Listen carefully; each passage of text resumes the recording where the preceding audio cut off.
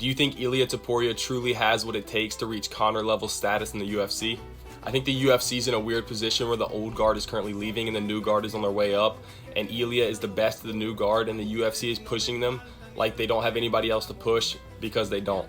I think people truly forget just how insane prime Conor was. He was shutting down press conferences all over the world on the fight for Aldo, and now at the press conference you just saw at UFC 317, Ilia says a very few words, and it's one of the most boring press conferences. UFC fans are just craving a champ that talks crazy and then goes and backs it up with insane fights, and Ilia is a really good fighter but has very few words before the fight, and I think that's what's going to limit his superstardom.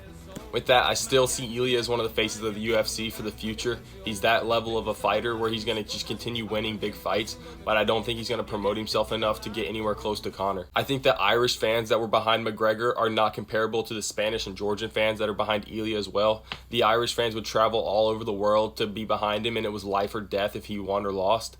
I think the Spanish and Georgian fans are just fans because he represents a country that very few fighters come out of, and I think they just kind of feel obligated to support him, but they're not truly life or death like the Irish fans were following him around the world. I personally don't see a world where Ilia gets to Conor or close to Conor's level of superstardom, where Conor's a glorified superstar outside of the UFC, just in all realms of sports.